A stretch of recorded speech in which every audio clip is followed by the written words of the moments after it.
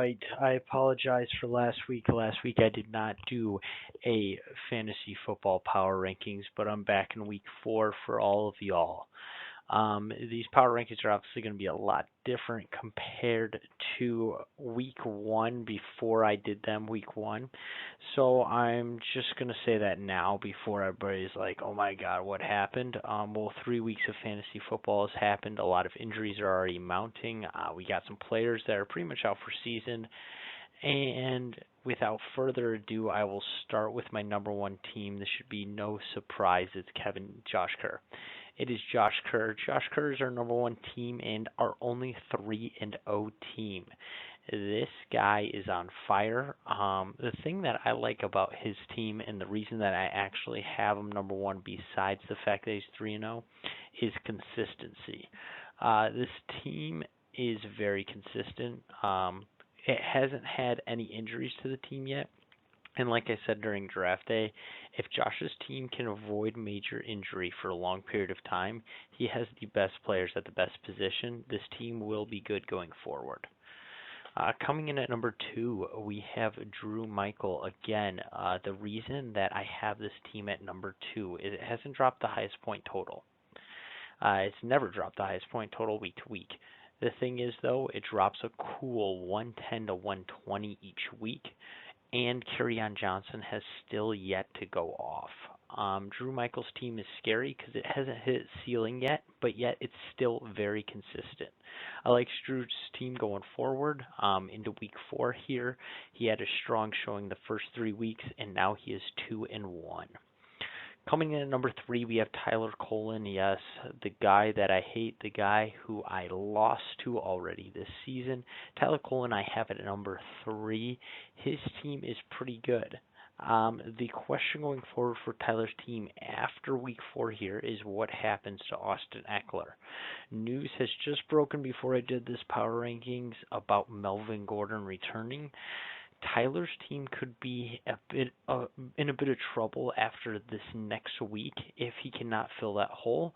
But I think Tyler's team also has the depth to fill that flex spot that Austin Ekeler is in. Coming in at number 4, I have Ryan Smith. Yes, the guy who was trying to avoid the Sacco for the last year or two. I should say the last year, 0-13. This guy is already up to number 4 in my power rankings. I like Ryan Smith's team this year. I had a bunch of questions beforehand, but going forward, Ryan Smith's team is looking like a powerhouse team, definitely a playoff team in the first 3 weeks. Coming in at number 5, I have Cubby. Yes, Cubby dropped a lot of points last week. The thing with Cubby's team, though, is the reason that I don't have him higher. It's at number 5. I did have him at number 10 prior to this power rankings. He's slowly moving up. His team is better than we once thought. But Russell Wilson dropped 34 points, I believe, this last weekend. The last time he did that, I just went back and checked it out. It was 2 years ago. Russell Wilson dropped that many points. And Lockett, that was his biggest game ever. Don't get me wrong, the Seahawks do not have many other weapons this year, but I do not see that happening going forward. Cubby's team hit an all-time peak this last week. It really did. He will admit that. I mean, 160 points. It's absurd. Usually teams, when they have a good week, it's 140.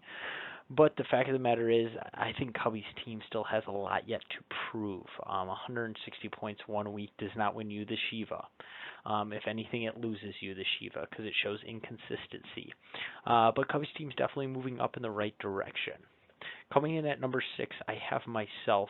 The reason I don't have myself lower is because I've had a string of just bad luck injuries with the week.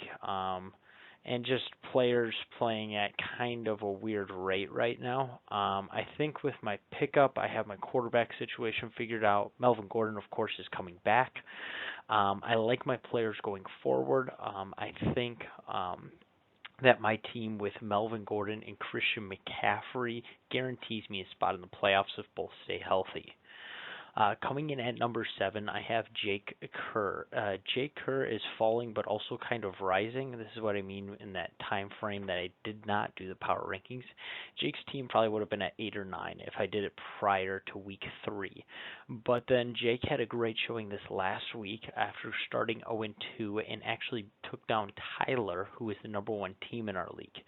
So Jake had a great week this week. In his first 2 weeks, honestly, he lost by 1 or 2 points. I think a total of 5 points he lost by. So Jake's team could be on a quick turnaround here. The fact of the matter is he dropped from the first power rankings I did this season, so I still have him dropped in this power rankings. But I could see this team moving up in the right direction after he starts piling on some wins. Coming in at number 8, I have Ryan Naughton, and this is a team that is drastically falling. I could see even falling past lower than number 8. With Saquon Barkley out, Ryan Naughton is starting Tariq Cohen and Jamal Williams, and that's it. Ryan Naughton's running back situation is awful. I do not see him fixing this in the long run. His team is just not good enough to turn around. Also, the way Ryan Naughton trades, he will not turn this around. I'll explain that later after these power rankings. Coming in at number 9, I have Ross Davis. Actually, I have this guy sitting exactly where he was before. This guy's team is awful. It's terrible. He's actually only 10 points ahead, I think, of total points scored compared to Matt Davis. So it will be a battle for 9th and 10th place. The difference maker is Matt Davis has gotten actually some pretty solid waiver wire pickups. And Matt Davis also will have Tyreek Hill coming back here in a week or two to that high-powered Chiefs offense. So I could see Ross dropping down to number 10. Right now, Ross's team is better. But in the future, that could change really quick. Coming in at number 10, I have Matt Davis. Matt Davis picking up right where he left off the last 2 seasons, 0-3. It's not looking good. Like I said, his hope remains in having Tyreek Hill back. So we'll see where it goes going forward. But Matt Davis's team is not looking great at the moment. The 5 takeaways from week 3, and just kind of some predictions coming ahead.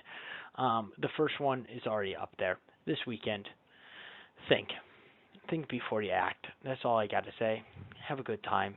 Use some drinks, but don't pull a cubby. Just don't pull a cubby. Think.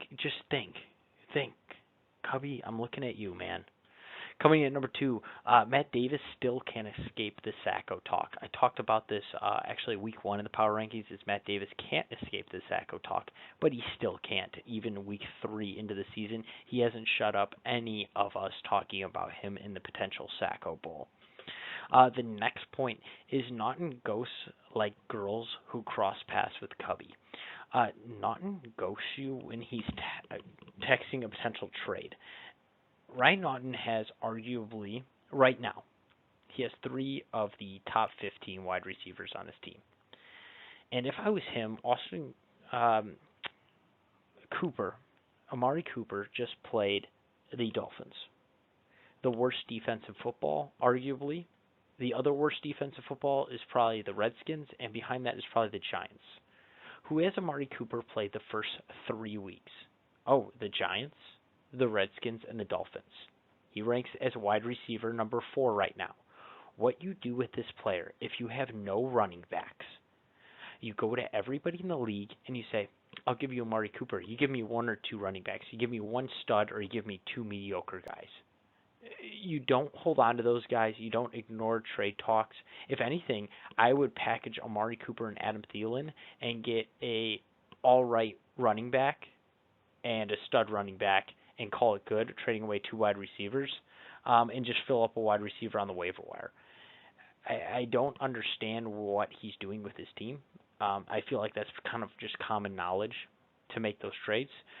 But Naughton is acting like he's texting a cubby and then realizes there's something drastically wrong about him, so they just ignore him for all eternity. Coming in at number 4, I just want to bring up this point. Everybody except for Josh and Matt Davis can need to pay attention to this. You either are 1-2 or 2-1, so don't think you're light years better than somebody else. I must say, even if Ross's team I think is bad, he's only one game out of the conversation of everybody else. The season is not lost just because it's week 3. If anything, Matt Davis is making strides because he's 0-3 and making those waiver wire pickups.